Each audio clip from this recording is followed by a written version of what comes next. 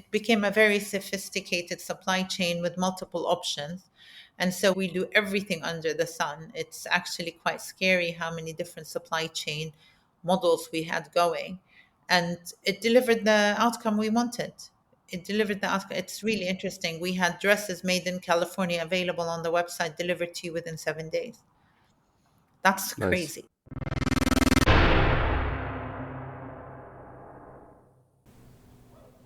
That was the voice of Leena Khalil, co-founder of Mumzworld and partner at Key Capital.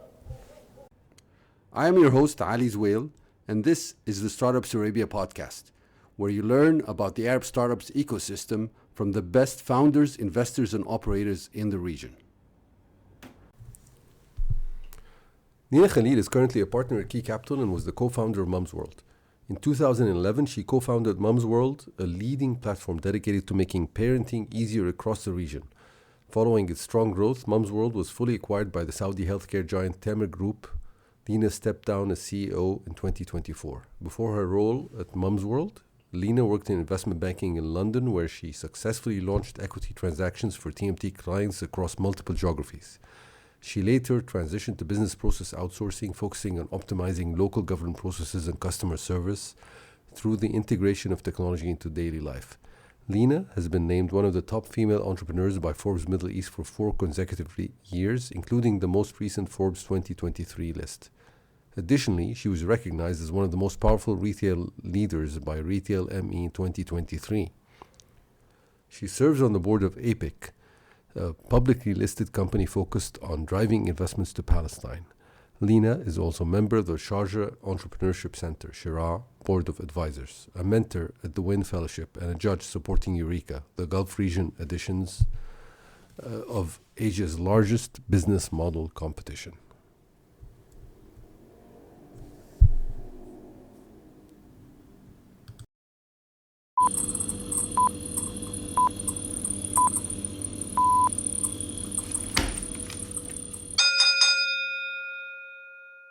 Welcome to Startups Arabia podcast. My guest today is Leena Khalil. Leena is co-founder of Mumzworld and partner at Key Capital. I'm very excited to talk to her because I would say that she is one of the experts on e-commerce in the region. She's had such a long run with Mumzworld, taking it to great heights. And I'm hoping to learn a lot about that and about the secondaries market with Key Capital during the conversation. Thank you very much for joining us, Leena. So let me get into it. Leena, you graduated from Cambridge University and you had this long professional career, things like investment banking and business process outsourcing and things like that. And then kind of it seems that in the time between 2008 and 2011, there was a transition period and you kind of ended up founding Mumzworld with Mona. And so tell me more about that. What happened at that time and what's the backstory? So Anna, in 2006 and 7, I became a mom, and then I became a mom again, and then I became a mom again in 2009. So I basically took Wow. time out and started a family. And I think when you become a parent, and you'll see a lot of people start businesses right after they become a parent. And it's interesting how many parents I meet who don't start a baby business, but start a business right after they become, and you think this is the worst time in your life to do it, but somehow you want to give back to the world, or you want to create something. About becoming a parent, one, stretches you and teaches you that you're capable of more, and two, you definitely want the universe you're in to deliver more to you and to your kids. So you find that, I met a lady recently. She just had 2 very young children. She launched a hydration business. Yani absolutely the worst time to do it, but it's very common. It's I wasn't unique. There's a lot of people who do the same. And what made you start that specific business, Mumzworld? And if you can tell us also about Mumzworld for those who don't know it.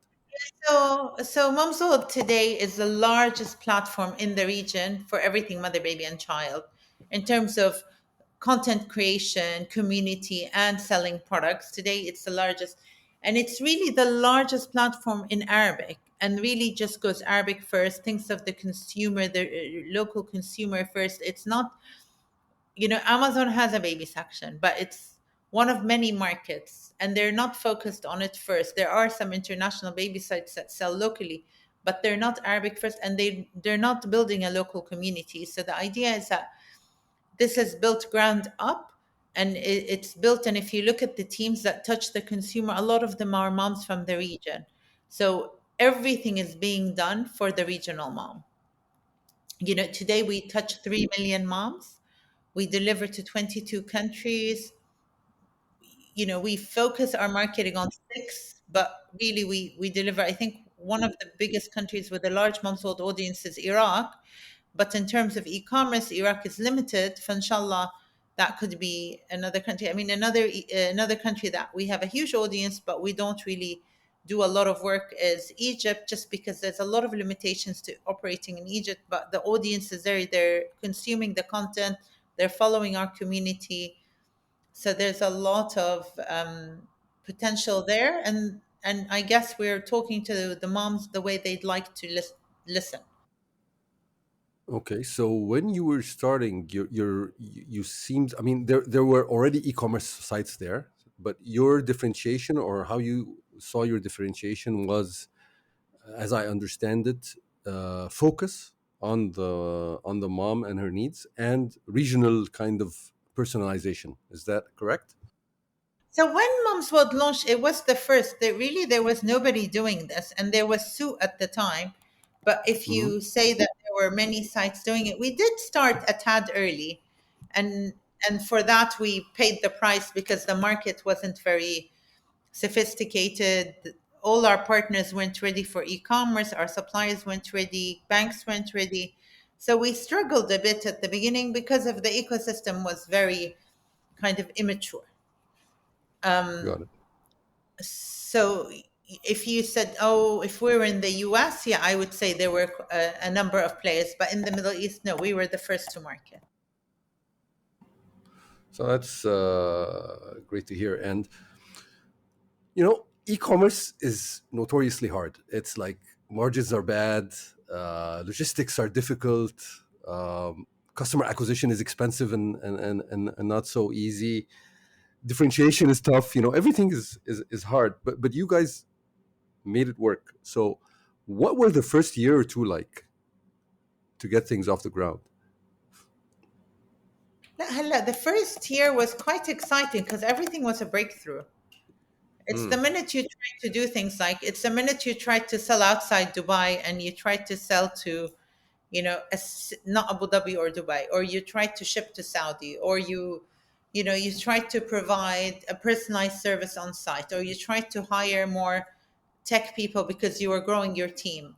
Every time you try to make a move, this is when it got hard. If we were like a lifestyle business and we're just going to stay cute and small and we're just going to do Dubai, I think we would have been absolutely fine. But that wasn't the ambition and that was not the plan. So we gave ourselves a hard time. It took our partners a long time to develop, and some people moved a lot faster than others, but I still have suppliers who come and say, we're really sorry we didn't take you seriously in the early days. But it is what it is. Yeah. yeah, I can imagine their mindset. Like back in 2011, it's like there is no e-commerce play in their industry, so they don't really see the potential as clearly as you do. And I think they used to say that famous sentence, who would buy online? And I think that's quite funny. Like, who would buy Yeah, online? Everybody. exactly. Everybody, all the time. Not to mention COVID. So, how did you acquire the first customers in those first years and the first partners? How did you convince these people? So I think what was interesting in the first few years, there was this motto that was very true for us, which is wherever there's a mom, there's a mom's world. And literally, we had teams going to schools and nurseries and just really being wherever there's a mom, there's a mom's world. Because we didn't. You also have to remember that there weren't a lot of VCs, or I don't think there were VCs. there wasn't a lot of money, so you couldn't just go and spend a lot on marketing. You had to be super, super careful. Yep. So if you are careful, you need to do it the old-fashioned way, which is give flyers in front of school and partner with the schools and give discounts to moms, and that's how we acquired our first. Until today, we really believe in that community. And you did hear me say at the beginning that Mumsworld is really a community, because at the end of the day, you don't want to just pick up a random website when you just had a baby. You want to be sure that the website you're working with is something dependable, because your child is precious. Absolutely. And so you were like bootstrapped at the beginning? Is that what you were saying? You were Actually, it was angel investors and our own money. So my personal money, yeah. So it was. You had to be careful. wow. Took a lot of risk there. So what's the if you know what's the secret sauce of a great e-commerce business? What are the things would-be founders have to keep in mind based on your experience?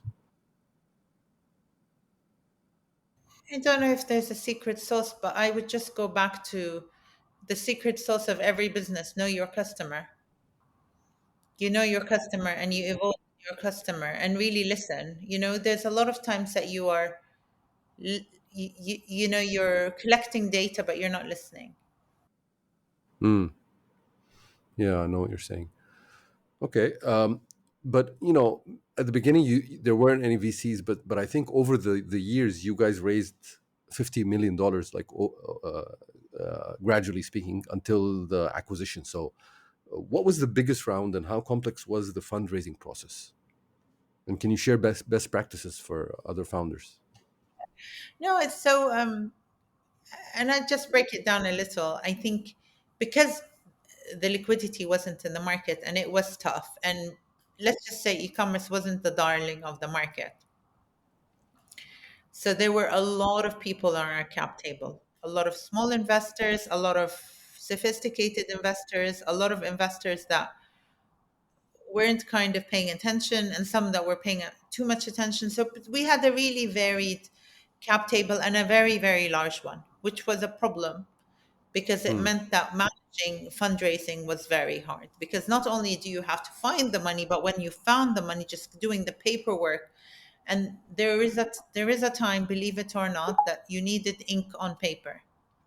Now people are doing DocuSign and stuff, but there was a time when you needed ink on paper, and if you couldn't find the finger that wrote that signed, you're stuffed. You can't find the person who's going to sign. The organization might be ready to sell, but the signature is on holiday.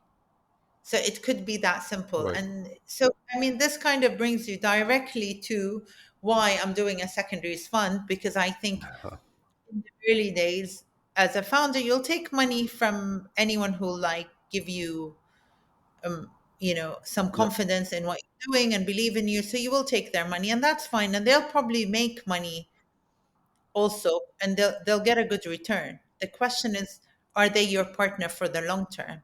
And you need to, and the quicker you can reorganize and give people the quicker you give people their money back, the better off the ecosystem is, because the money goes back and then people reinvest. And the quicker you clean up and you reorganize the cap table, the freer you are to make better strategic decisions. Right. Yeah, I totally agree, and we'll definitely double click on that secondaries aspect later on. So, but sticking with Mom's World for a while, I mean, if you had to do it all again, uh, knowing what you know now, what would you change in the way you set things up, other than not having a huge cap table? Yeah. It's interesting. I think that's an interesting question, but I mean, regional founders have the limitations outside Egypt of a limited market. So Mm, you have a limited population. So the question is, within the complexities of this limited population, just making sure that what you're selling is going to be economically viable, and just thinking that through, and really just focusing on the profitable items. The problem you have is that we were there to make life better for mom. So we were looking at the mom and saying, what does she need? Let's make it available. And there were a lot of organizations that were not focused on her. They were just selling what's profitable. And hence, it was very easy for us to get stickiness because, they said, if you can't find it anywhere, you found it on Mumzot. So we went to great length to make it available. The issue you Mm. have is if I was Target and I did that, the minute I put it in 50 targets, I've broken even on that and the work I did. But here we're talking about, you know, one and a half cities in China, the equivalent of. So with I don't know how many borders and regulations and lots of issues. So yeah. Yeah, I think if I went back, it is a kind of very fine line between do I go for the solving the customer problem wholeheartedly 100%, or do I say, okay, I will partially try to solve this? And it's you'll always have that dilemma of will Mumsworld be the same organization if we made that decision? Yeah. Sometimes like being almost naive about, the limitations of what you're doing is good because it makes you proceed in a path that will at the end, reach a good state, but might have not been the best moving forward at the beginning.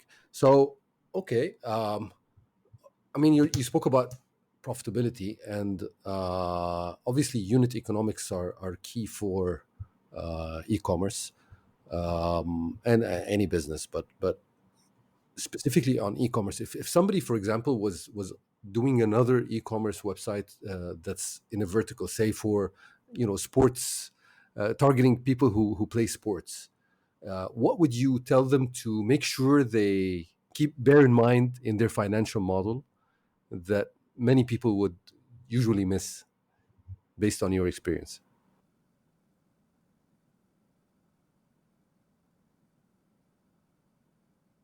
I think this whole notion of profitable business, just be very conscious that you're profitable on a transaction level. Right. So are you saying that they have to make sure that each unit is profitable? Like, don't try to don't lose focus on that, and don't offer something that isn't profitable in and of itself, Yeah, I mean, overhead you and all. have you have to in a way, but your average transaction should be profitable. Right. How about warehouses and like stocking strategy? Uh, how did you like did you have everything at the partners and order it at the time once a customer made an order, or do you have warehouses and you stock some things and not others? How did you? What was your strategy there? So we had multiple strategies. So I think the fulfillment strategy was quite a flexible, agile fulfillment strategy, and that was because the key or the goal. I go back to the goal, which is if you can't find it anywhere, you can find it on Mumsworld. So you had to be Hmm. quite flexible because things weren't available the way. If you wanted everything, you had to deal with all the supply chain models. And if you basically said, I will only deal with things that are very clear supply chain model where I'm going to stock it or I'm not going to stock it, then you're limiting the value proposition. So for that, it became a very sophisticated supply chain with multiple options. And so we do everything under the sun. It's actually quite scary how many different supply chain models we had going. And it delivered the outcome we wanted. It delivered the outcome. It's really interesting. We had dresses made in California available on the website, delivered to you within 7 days. That's Nice. crazy. That's Yeah. crazy. But, and So, while you were doing that, yeah, it is kind of it's scary. I don't know if it's crazy, but it's scary.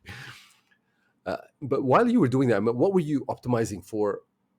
For example, I mean, what would you depend on a supplier to do from A to Z, like that dress in California? What would you stock? I mean, what was the framework or decision framework that you managed the supply chain through?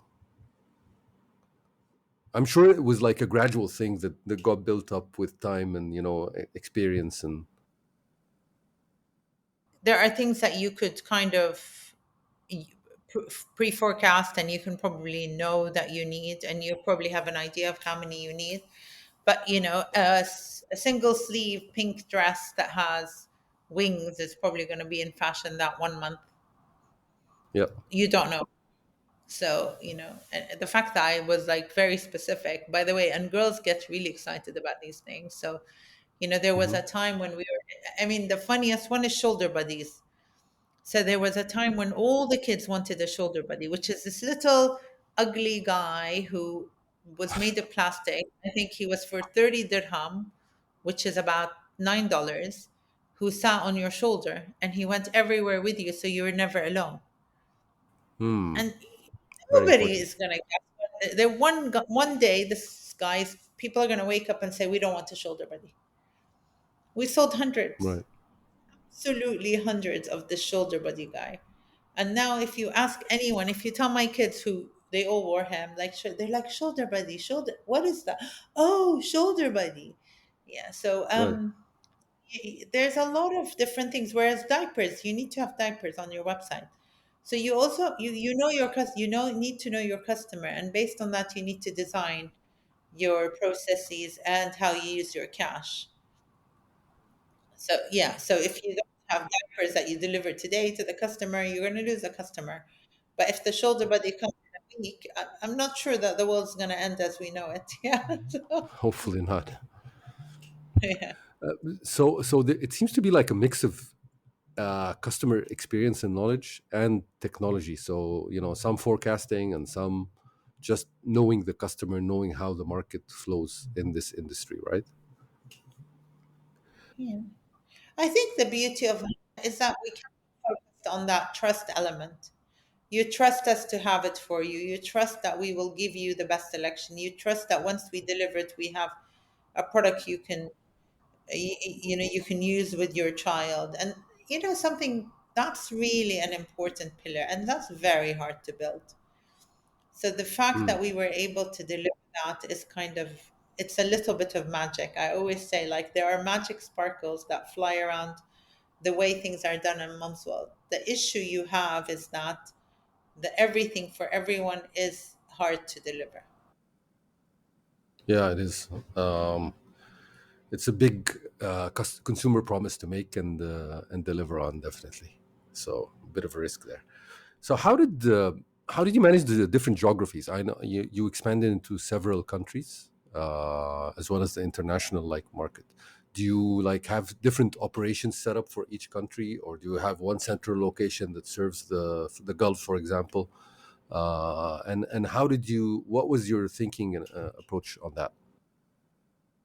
So today, Mom's World is a Saudi company, to be honest. It's quite an Yep. interesting thing. So we have very big warehouses in Saudi. Our parent company is actually one of the largest logistic providers in the region. So that's kind of a nice tick box to have. Our warehouse operation in the UAE are pretty cool. They're in an area called Dubai South, which is kind of a free zone, but a really sophisticated free zone. Hmm. Um, Very good partners on the logistics side. Really having warehouses is not key to us, but it helps us deliver some of our promises to our customers. So we do have warehouses in the UAE and Saudi, just the sheer distances and the time to market. Are we going to have a warehouse in every country? We explore it all the time. I believe the team is exploring it still, but it only makes sense depending on, are we able to deliver from Dubai or from Saudi for the ROGCC. If we decided to go to Egypt or Iraq or any other country, does the distance warrant us having a location? Yeah, makes sense. So, you also had, I mean, recent 3 years ago, I guess now, a majority stake in Mum's World was acquired by Tamer Group, as you mentioned, the huge Saudi conglomerate, and mostly focused on the healthcare sector. And I think there's a lot. I mean, there haven't been that many exits in general in the region, and so there's a lot our listeners can learn from your experience. And I want to drill down on it a little bit. So, firstly, I mean, did Tamer Group approach you, or were you the ones who were you actively seeking an acquisition or an exit at that time? So Tamer Group, prior to the acquisition, were on our board for 2 years. So they were an investor. They were shareholders, yes. So we Uh-huh. they've been known to us for a while. They had looked at acquiring, and they acquired a couple of companies, or they invested in a number of companies. We were one of them. I mean, Right. the other one, some of the other investments didn't fare so well, but for them, Monsold was interesting because the customer base is a very is a customer base known to them because they're in pharma, and normally a family consumes a lot of medical care after after you become a parent. Your visits to hospital and your use of medical care goes substantially up. Hmm. Okay, and an acquisition is it's a strategic move. It's not just a financial transaction. I know that like Tamer Group were thinking of setting up an e-commerce, like they want to kind of take the group to the next stage. But at the same time, I mean, and there are synergies as you were saying, but it's not like as simple as that. What did you see as the strategic logic for the acquisition?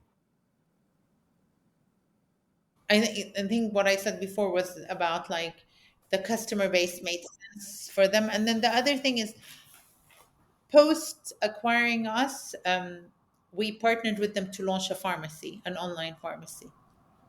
So that was Interesting. really, yeah, called Pharmaciety. Yeah, so it's the customer and helping them, so to speak, to spearhead the e-commerce stuff. So you guys were like a startup with all the agility of a startup, and you were acquired by a 100-year-old company. What was that like? I mean, what was the integration like? I mean, there was no. I mean, integration means that we operate as one. We didn't do that. I mean, we're completely different companies. They're in a completely different space to us.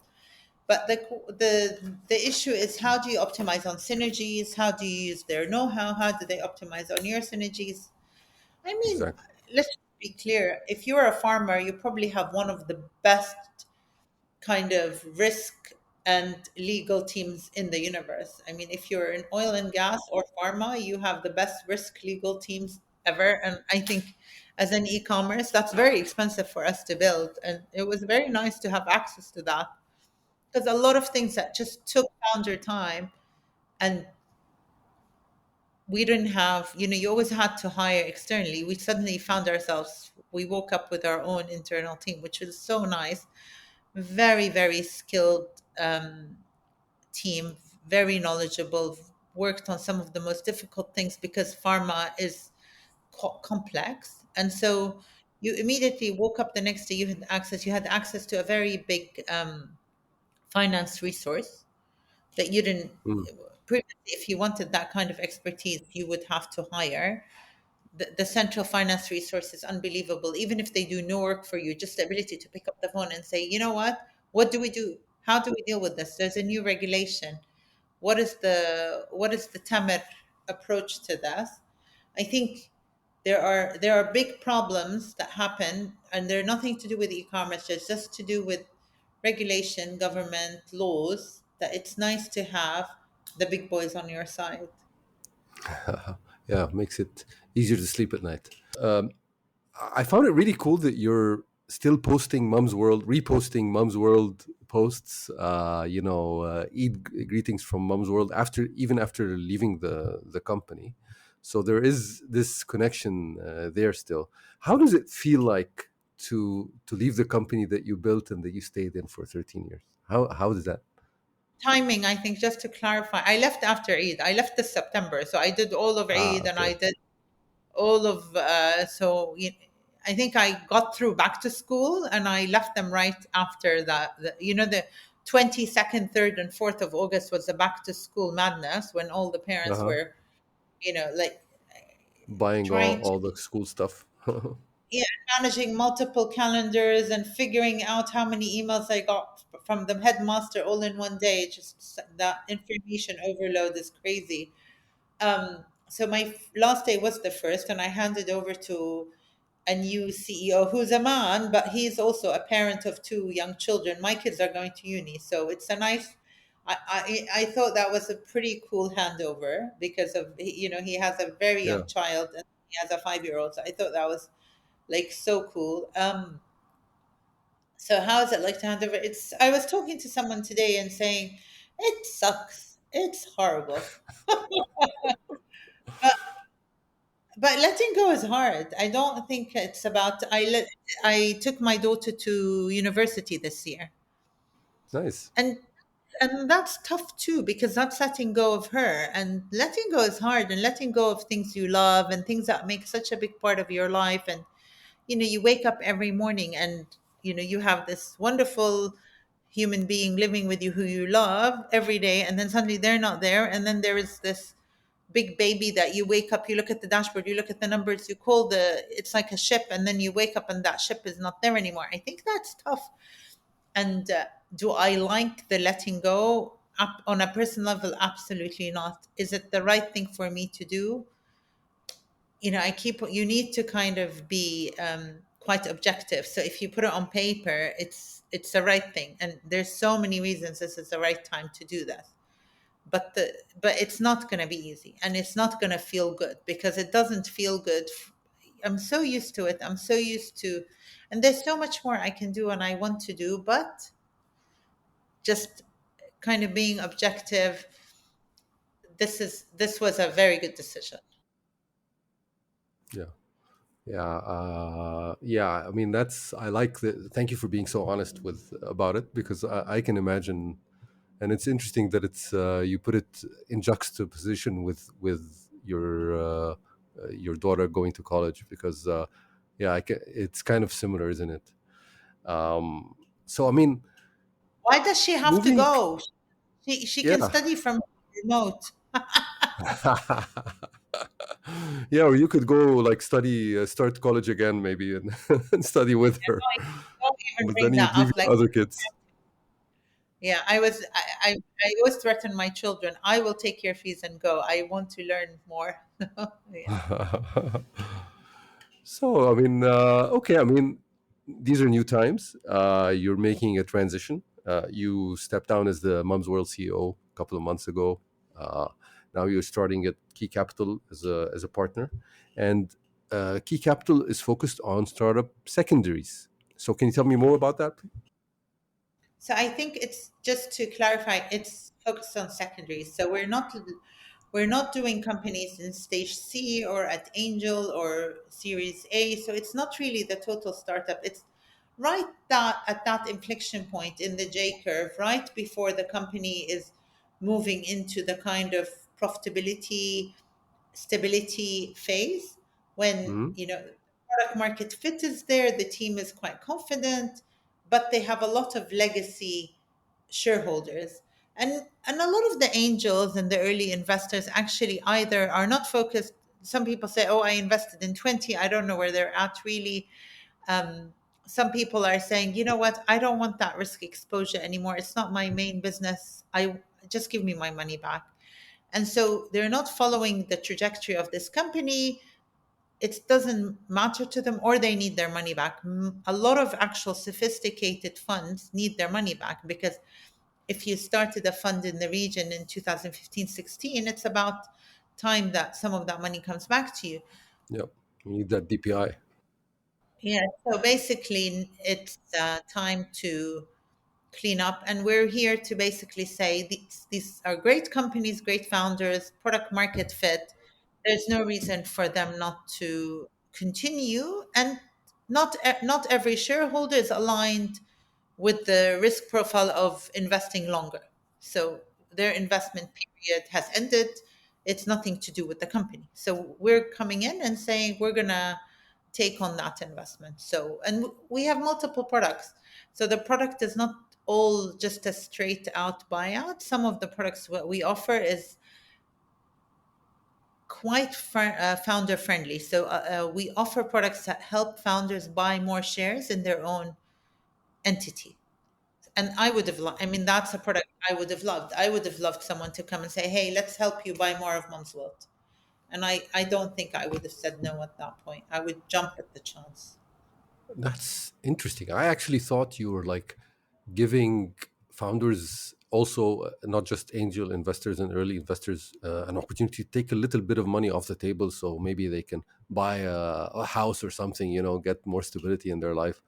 But We could but do this is that actually the too. opposite. Oh, No, no, we could also do that. That's yeah, also, and like exiting founders, ESOP, like you have right, some, you exactly. could have given a lot of Early ESOPs. employees. So no, there's a lot, but the one I like is the one I think for me is the closest to my heart is the one that I would have wanted is allowing me to buy more shares in my own company. So tell me more about that. I mean, I'm assuming this is the founder doesn't have to put up cash. You're giving them some sort of a vehicle to set this up. You're helping them do this. Can you tell me more about it? Yeah, it's, I mean, I won't go into the detail because we just turned this podcast into that, but in essence, it's basically saying to them, we'll give you the ability to buy more of the shares, but we'll share some of the upside. Right. We'll take some of the upside. Nice. So you don't have to pay anything now, but when it comes to selling, then we share some of the upside. Got it. And as I understand it, you're like an investment firm. So you buy the secondaries and you keep them, and then you exit later, right? So who is the market? Who's in the market for these shares down the line, or do you intend to wait till the exits, the acquisitions, the IPOs, etc.? Larger funds, existing shareholders on the cap table, maybe they don't have the appetite right now, but if the company is a great company, there is You'll no find reason. buyers. And you're not even finding, if it's a great company, the existing shareholders, if they don't have the appetite to buy it right now, they will eventually. The company might be acquired or it might go for IPO. And the other thing, which we've seen in the region, it's just founders buying back their company and saying, you know what, I don't need them. I'm done. I'm doing great on my own. This creates a lot of cash flow for me. I don't need investors. Interesting. So recently, I saw Key Capital did something, organized something called the London Trek, taking founders and investors to London. I mean, can you tell me more about that? What that involves and what the objective is? So this is not the first time the team does it. So the team a year ago took Egyptian companies to London and basically arranged meetings with the funds in the UK. And it's the idea, and we even had some funds in the US come in. And the idea is the region has so much to offer, and other regions actually do roadshows where they go and say, here, this is the value the region has. And bringing them to London, bringing them to the US makes it easier for funds that would otherwise not visit the region to be exposed to the great, amazing founders we have. So it was a 3 day event. We had a lot of larger events where there was more of an information exchange, but also we arranged 200 meetings between founders and VCs in London. So many VCs who would otherwise not come to the region were able to meet founders. And it could be, it's not going to lead to anything then and there, but it opens doors, it creates bridges, and it sparks interest. And it might drive some of these funds to come visit the region, possibly invest in the long term, and or maybe allocate to the region. You know, okay. I mean, that's great that you're doing that. I can see how it benefits the region and how it benefits the startups. But what does Key? I mean, are these companies that Key Capital owns secondaries in, owns shares in, or I mean, cause after the trek, we made an investment in one of them, but that wasn't a consequence of the trek. It was just happening. We're about to invest in another one. But what's interesting for us is because we're running the trek, we have a lot of information about who is attracting funds and who is getting the interest, who's getting the most meetings, and we're not competing with those funds. We're completely different products. yep. So we're saying, okay, now you've done Series B, you have the money, you're gonna do the next fundraiser, but your cap table is a bit messy. You want to clean it up, so we'll help you do that, get you ready for the next fundraiser. And maybe in the next round, we're gonna sell. Who knows? We don't hold very long. We're not builders. We're just market making. So as a market maker, you just want as many players in the market as possible. Hmm. Yeah, that's very interesting approach, and I think it's a great strategy. So, what attract? I mean, I can imagine that there were other like more typical VC funds, but what attracted you to this aspect specifically, the secondaries market, personally speaking? We had a lot of secondaries we did secondaries at Mumswell. We sold a lot of secondaries. It was Right. So very you saw the benefit, complicated. so to speak. It would be nice, for example, if the founders had bought them, if we could have sold them differently. Yeah. If we had run a secondary process and then and got all the funding as fresh money for the company, it would be nice to have separated the secondary from the primary and then had the kind of the new group shiny investors just put fresh money and then the secondaries were sold separate. There's a lot of advantages. A mixed round is nice, but it kind of takes away from the money going to the company. So it's nice that you could do two, and one is not considered around. A secondary is not around. You're not fundraising per se, Exactly. and it's the company selling. So, and if you could do it discreetly and nicely, it's actually just optimizing your cap table. Yeah, it's a very interesting point of view. Yeah, I hadn't thought of that. And is the fund like structured like a normal LPGP situation with carry and stuff like that, or is it does it require a different structure? No, no, it's the same. It's the same. It's the same old boring stuff. Yeah. Okay. So, I mean, moving on to you're a board member at APIC, the Arab Palestinian investment company, since 2021, I believe. It seems to be it's a publicly traded company, as I understand it. Invests in many sectors. So, can you tell me more about it and how it fits in the overall picture of Lena's kind of work? Yeah, so Epic is quite an interesting one. Apart from the fact that I'm very lucky to be, sat amongst that group of people. They're very dedicated, very principled. I do not believe in doing everything. You have to do things that are for the greater good, but I do believe in for profit community work.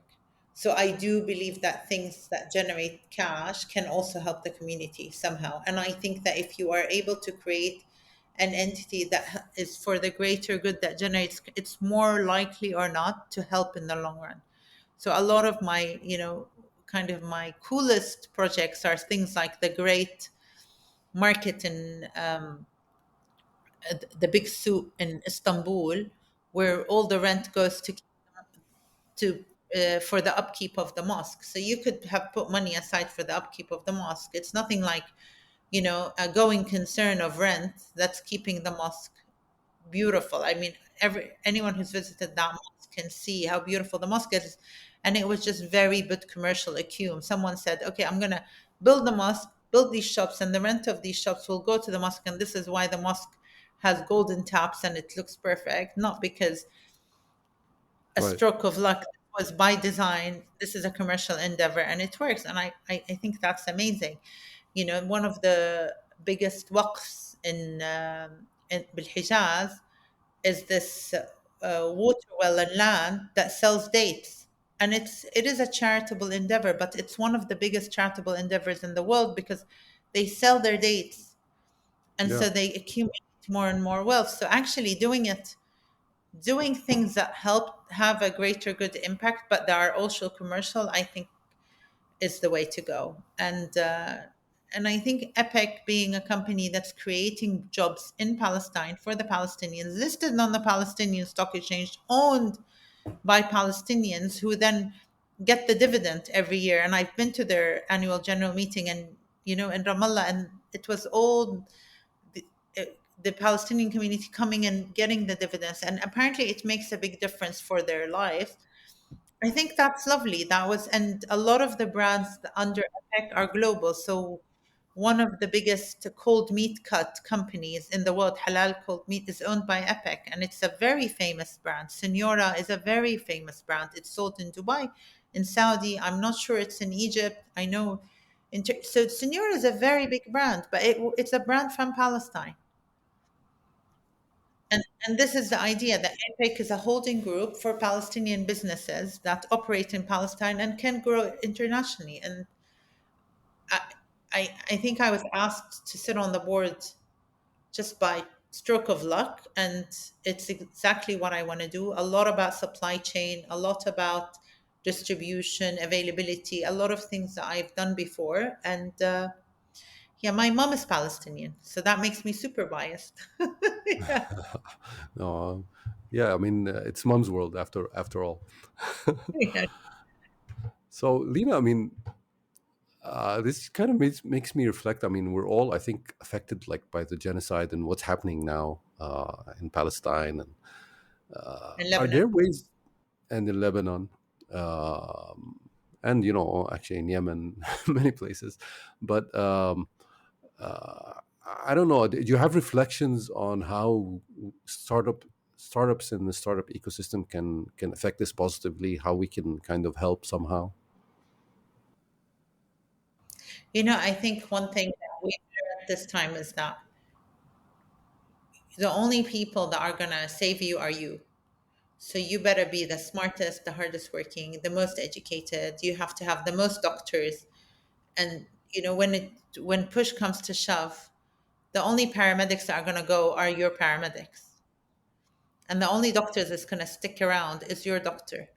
So I think, although I didn't grow up in the Middle East, I think now if something happens in any part of I hope that we have enough doctors, enough paramedics, enough engineers, enough computer experts that we can actually continue to survive.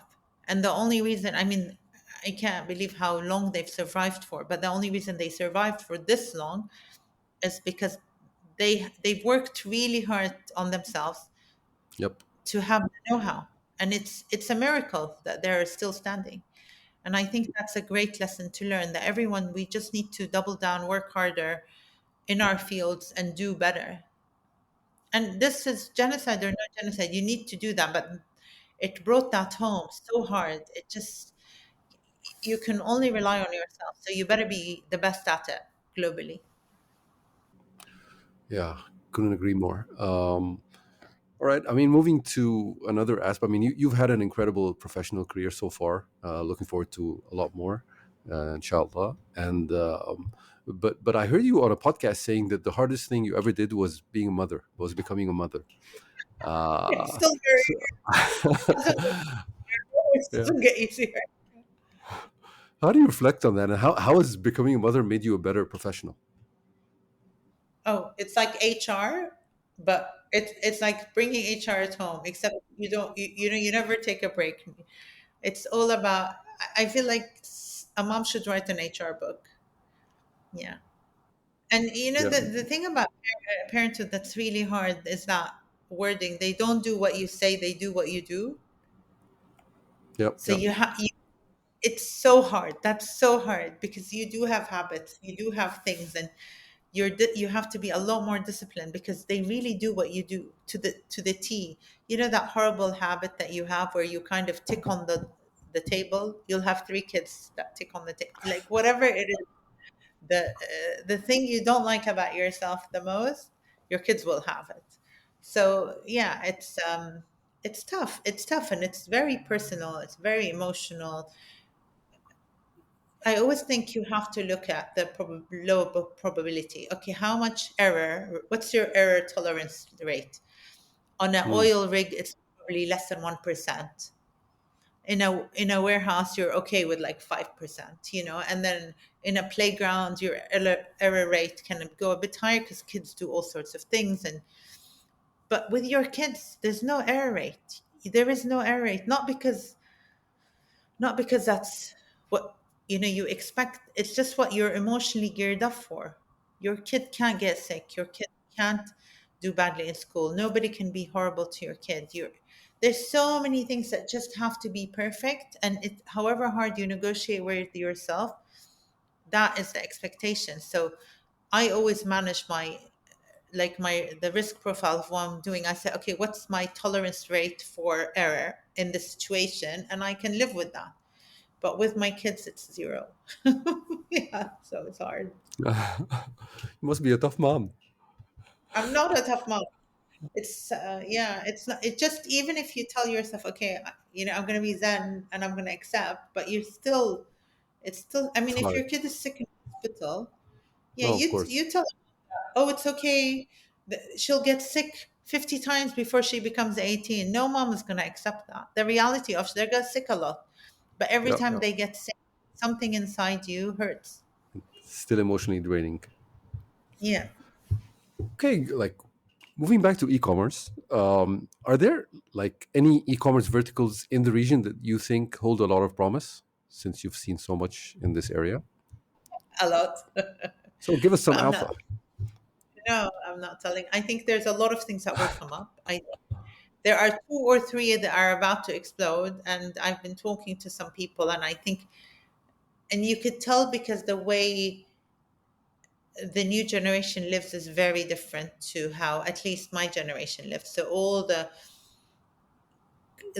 college kids are graduating, coming back to work, they have a different lifestyle. So their needs, their requirements are different, and there are some e-commerce players coming to address that. So it's there is, I think today one was announced, a very small one somewhere. So I think, yeah, there's a lot of room for the new lifestyle. Yeah. So new ways of selling to the new generation, so to speak. New things people consume. But yeah, let's see. Ah, But again, I go back to yeah, just see how people live that they didn't do 10, 15 years ago. And it's very obvious. Mm. okay. And you've also like through London Trek and other ways you've been in contact with a lot of global investors. So how do they look at the region? Yeah, I come back to that whole idea that we're small. The profit margins here are great. The It is an easier market. It's not so competitive, and we just need more companies to go public. We need more M&A. Even with the size of the market, we're still indexing low on activity. So we need more Hmm. activity. I hope Talabat, and there's 2, 3 IPOs in Saudi. I think with those ones, and if they perform well in the markets post IPO, I think we're going to have a good run. The problem is we had 3 horrible IPOs in the US from the Nasdaq. region. Yep. Yeah, so if there was any chance anyone was going to wake up, they basically looked twice and said, "We're not going there."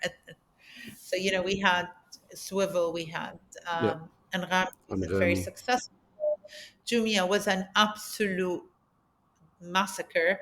So whatever hope we had went, and that was bad advice. That was really bad advice for them. Great companies. Yeah, great founders, great company. I think it's really they kind of took the hit of teaching us all a lesson in the region, so to speak. And also another thing learned is if you're a consumer company, people you don't go IPO in a market where no consumers use your product and you don't have any brand recognition because that's never going to work. Because at the end of the day, the retail buyers and even I think the professional buy side is don't they're human beings and they if they will connect to brands they connect to. Yeah, fair Anyway, enough. yeah. So going like just for general advice, I mean, how would you advise people? The co-founder relationship is an incredibly important relationship. How do you advise people on the co-founder relationship? How to have a productive one that lasts and builds a lot of value? I think it's like in any partnership. You, there's no perfection, and people change over time. People go through different pressures, and you don't know yourself till you're under pressure. You don't actually.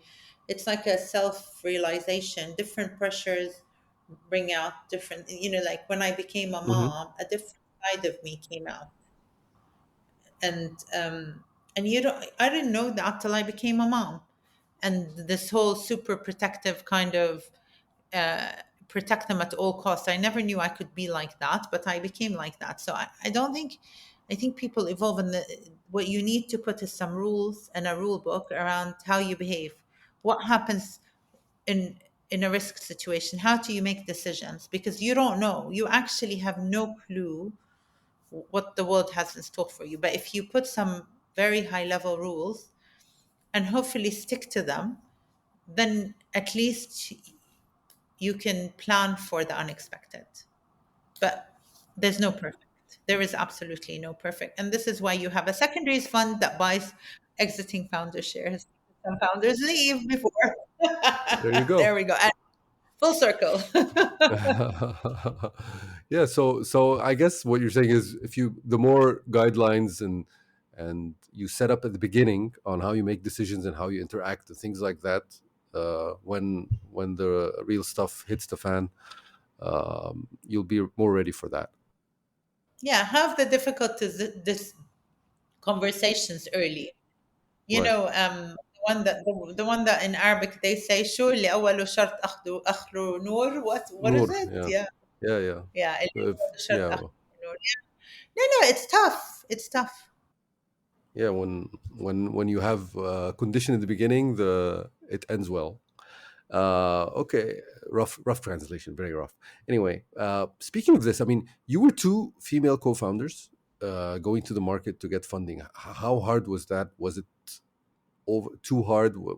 Did you face any difficulties from being female co-founders? I'll tell you, it's interesting, and I read this somewhere, and I actually wholeheartedly believe in this. It's not hard for a female to fundraise. It's hard for a female to connect in the fundraising world. It's not like people see you and go, "Oh my God, it's a woman. We don't want to give her money." No, Mm, it's actually the pre-selection is way before that. And so I don't think we sat in a room and people said, "Oh, these are stupid because they're women." I don't actually think that. I think that a lot of opportunities didn't come our way because we were women, and not because people chose not to give it to us. But now that I'm on the other side, I can tell you that it's networking. It's all about networking. It's about people who know you before. People are not going to give money to someone they don't know or haven't heard of. So if you went to high school with a guy, he probably has guy friends who are going to invest in you. The right. problem is the number of angel investors or women who are investing is actually also small. So in I might have the best network in the world of people who know about retail, but how many of those women are active investors? How many are on my Rolodex and people I know? And women know women and men know men because that's the way the world works. And so actually the pre-selection or your Mm, pool is smaller because people don't know you. So then you're relying on kind of introductions, and so you're starting at a smaller base and you're trying to grow it. Whereas if a guy sat down really with his guy friends and asked every guy friend for 10 contacts, you probably get a decent pool. So I don't think, I think there were some instances of just very, very difficult meetings, but I don't think it's because of the women part. And I do mhm. think already where the odds were against us already. And this is what a actually American founder said on a podcast. And I now looking back, I think that's so true. Yeah. The network effect of just being in the market and having friends is really important. Yeah. So the problem is kind of getting in the room, not really what happens inside the meeting room. I mean, you do have issues in the room, but everyone does. But I Yeah, think specifically you could reach more people. exactly. So you recently co-moderated the Grow conference, which had a bit of an emphasis on mental health, and the great Gabor Mate was there. How important do you think like mental health is in the startup world? So I'm going to take 5 minutes to tell you about the Glow conference. That's cool. Okay. So Lubna, There's who a I huge smile on your face. yeah, the Lubna who I worked with before, who's an amazing founder, launch stories. And stories is really about your personal stories and how they impact your life, and how you can use your personal story to build strength to succeed in life, to do better, how organizations can draw on people's personal stories to bring out the best in them. And she has access to hundreds and hundreds of professionals, many of who, because she's qualified with Gabor, many of who are qualified with Gabor Mate, and some are more like HR focused, some are kind of coaching, some are more on the actual pure mental health issues. Some can help you with bipolar, dysfunctional family. So really very specific. And the idea of the pool is you don't need one type of coach. What you need is a different coach for different parts of your life. So maybe when you have a baby, you need a certain type of coach. Later on, maybe you need a marriage counselor or a coach that would help you with your marriage. Later on, as I did, because I find being a mom very difficult, I had someone helping me when my kids hit puberty. I found that extremely difficult. And talking that through gave me a lot of strategies around just balancing work and having teenage kids at home. So you need a different coach for different parts of your life. And you're not going to go out there recruiting different coaches you don't know and you don't have access. So it's nice to have someone who can support you. So that's Stories, which is a company that I support and I've actually invested in, and I think they're wonderful. The team at Stories are wonderful. They decided to basically, because of the number of HR professionals that are using them, that they needed to do, and they do these HR roundtables, that they wanted to do something that's a bit more kind of has more depth, and doing a 3-day conference with, there was the chief love officer from Gary Vee's outfit. I don't know if you got to day three, but day three is amazing because that woman is just incredible. She's doing something very mundane with a lot of magic and bringing a whole new way of operating to it. So a lot of innovation there. Gabor was kind enough to open it up. So yeah, that conference had very, very different points of view. And it was Hmm. super enriching. It was very, very enriching. And I think, like, although day one had the big names, day three was full of contrast. No, I can see how much you enjoyed it just from the passion. Uh, all right. So I wanted to ask you about like boards since you're on, before we start like winding it down soon. You're on more than one board. And I wanted to ask you, what do you think are the characteristics of the best boards? I think, let's just say, why do you have a board? Not the character. Why is there a board? And the board is more about, it's not like it's there is this the issue with startups is you're going to bring a board to tell you what to do, and that's not what they're there for. You're supposed to use them, and they're supposed to reinforce your position as opposed to take eat your time and your attention. The board is about bringing their expertise and helping you see what you're too busy not to look at, and having difficult conversations. And some of the most difficult conversations are things like, you know, does this work for you? A really difficult conversation, or, okay, this is your strategy. Maybe you completely break it apart. And maybe you take a week and you look at it from a completely different angle because you have a board member who's done something in parallel in another country, and go break it apart somewhere else. But having the difficult questions, the conversations, asking the difficult questions, that's what a board is there for. And it should be very clean, to the point, and fast. The minute that it's not clean, to the point, and fast, then it's painful. Mm, There's an issue, we address it, and we move on. And if it takes ages and there's a lot of back and forth, then the board is not constructive. Yeah. right.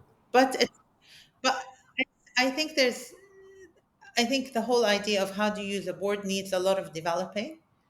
It's been there for years. It needs developing. It needs people need more training on it, but I'm also quite a novice, so I need to see more. So you need to probably be in one full positive negative cycle of a company and sit on the board to basically say, yeah, I feel confident that I'm the right person to give the advice. Hmm. Okay. Now zooming out a bit to the region, if you had a magic wand and you could change something about the regional ecosystem, what would it be? I would really like, if something that is tangible that we could do now is the idea of when you graduate from university, not internationally, locally. If you're a local graduate and you graduate from Cairo University, or you graduate from university in Dubai or in Saudi, I would do something, create something that would help these young people be more ready for work. Hmm. So this whole disconnect between education and the workplace is a very big problem. It's a lot bigger than you think it is.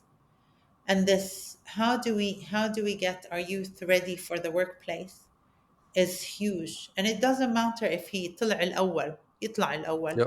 I don't want him in my office. You know what I mean? Like I don't Yeah, want yeah. I him in mean, my office. a great GPE doesn't mean you necessarily know how to work in a professional environment, does it? Yeah, so I've met some amazing kids, and my biggest feedback to them is, so what if you got an A? You have no idea what follow up is, and Yeah. it's such Follow. I mean, so sad. And by the way, the more good they are academically, the less they think they need to follow up, because everything came to them because هو الأول هو الشاطر هو so he became, actually they crippled him, and then he goes out to life and he can't do failure. He doesn't know, he's never failed. You know, he كان الأول بالصف الأول, he kept on being الأول. طلع على الدنيا and nobody wants him, and then it's actually, then you need stories to help him through that, you know. But we need that. If you talk to graduates coming out of uni today, that's a very big, they tell you, I can't find a job, or I interviewed a lot and no one's taking me. And yeah, no one's going to take you. You don't know how to follow up. You don't know how to collaborate. deliver, There's a lot of, collaborate. yeah. I mean, like it's something that kind of, it means a lot to me, that if we can actually fix it, it would be, if it's fixable, then it's, even if we do it one university at a time, that would be really Right. amazing. Interestingly, this is like a global thing. I'm hearing a lot. Like a lot of people are complaining about Gen Z employees and them not doing, having follow through and commitment and things like that. But I think here it's even more difficult because they just don't have the skills. They don't acquire the skills in university to become good employees or team members. And yeah, I mean, because when it comes to numbers, I agree with you. I mean, we have the numbers of university graduates, but actually, when we start hiring, we can't find people, and so bridging that gap would be a great thing. You're also like on the board of Shira, which is like in Sharjah, supporting entrepreneurship in the Sharjah Emirate. I think they seem to be doing a lot of great work. Is there something? Can you tell me more about what they're doing and what their focus is?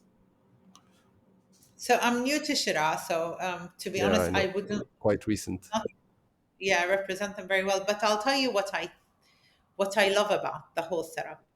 The the chairman of Shira is also the chairman of the American University of Sharjah. I think that's just magic. That's magic. Because you have The somebody, synergy. entrepreneurs and looking at education. And you know how many places, other places in the region, where you have someone who's so aligned. And you know, it's it's hard. It's gonna be hard. It's not easy. It's not a click of a button. But that's the right alignment. And just seeing that is delightful. It's absolutely delightful. You know, Sheikh Abudur, poor thing, she's stretched. It's hard, but she has the right team. The CEO of Shira is very capable. Hopefully, will be able to support. But I think just having that alignment between the education institution and like the e-commerce kind of entrepreneur innovation is very important. Totally agree. All right, so let's go into the wrap up questions. The first question is, what's a book you like to recommend to others, or books? Right, well, I mean, I was talking about Educated the other day. There's a book called Educated. I always think it's so interesting how everyone's feedback on Educated in terms of what they took out of the story. Every time I sit in a group, people tell me like, "Yeah, Educated was delivering this message," and no two groups say the same thing. So I think it's an interesting book. It's about a Mormon family and basically somebody's view of what happened in her family. This is my two bits on it. I'm sure if you read it, you'll be like, that's not what this book is about. But it's literally interesting how everyone has a different view. And I like books like that, that keeps the juice going. The other one that I read a long time ago, and I don't even think, I'm not sure it's in print anymore. It's a book called The Intimate History of Humanity. And basically, it goes takes humans to the most basic thing and says, when was the first time the word love was written, and when was the first time emotions were expressed, and it goes like, it's kind of an anthropological book, like it goes really back and says, okay, why did humans need to express these feelings? And so that it's really Very interesting interesting. to understand that we're quite predictable. We've been doing the same thing for centuries. Yeah, yeah, So we are, aren't we? Um, okay. Second question is, how do you stay energized? How do you unwind and relax? I don't watch. I don't like. I don't. I haven't been to the movie theater. I think the last time I went somewhere in the summer, it was too hot. It had nothing to do. We ended up in the movie theater. But before that, I hadn't gone to the movie theater for 2 years. I really don't go very often, or never. Uh huh. I don't know how to turn the TV on my house. I'll walk on the beach. I'll walk. I probably unwind by doing an activity. Yeah. But yeah, sitting down for extended periods of time is quite hard. As I told you, that I probably won't do a very long podcast. Yeah, you warned me. And I'm uh, doing really, I think I give myself a pat on the back. We've done like a long podcast. Great. You can have a long walk after it, so you can unwind, and get over the sitting so much. And thank you for that. So, who do you? Another question. What question should I have asked you that I didn't ask you?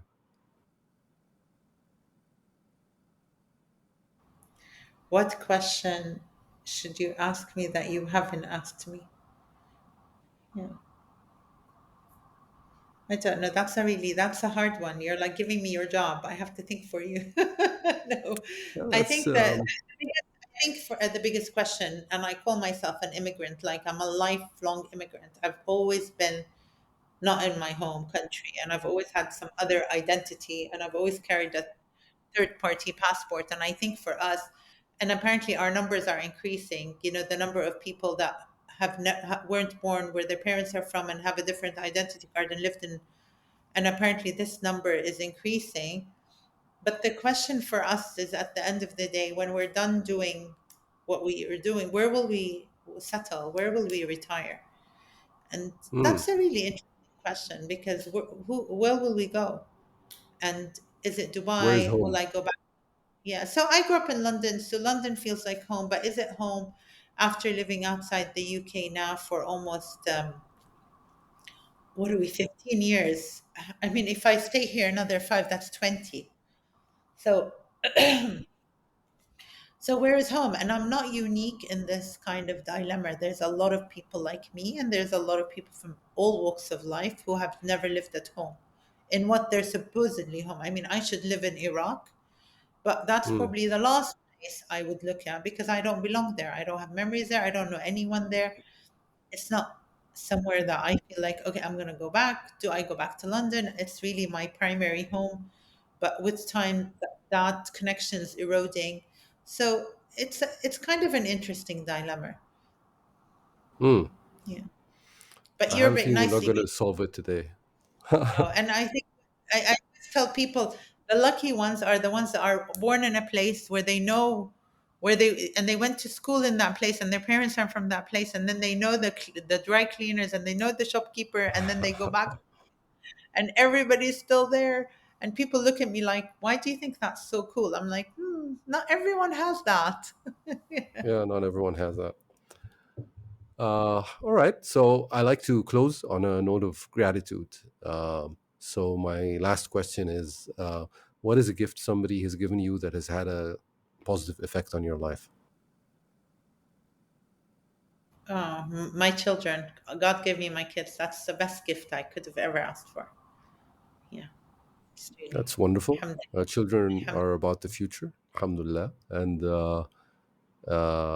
may they have a wonderful future and you with them. Thank you very much, Lena, for your time. I really appreciate it, and thank you for being our guest. Oh, thank you for having me. All the best. Take care. Thanks. Thank you for listening to this episode of Startups Arabia podcast. If there was something you really liked about what the guest said today, reach out to them on social media and tell them what you liked. And of course, if you haven't subscribed yet, what are you waiting for? You don't want to miss any of our great upcoming episodes. Also, please rate us and give us comments on our social media accounts so that we know how to improve. And also tell us what you like. We don't mind hearing that either. Until next time, this was your host, Ali's Whale.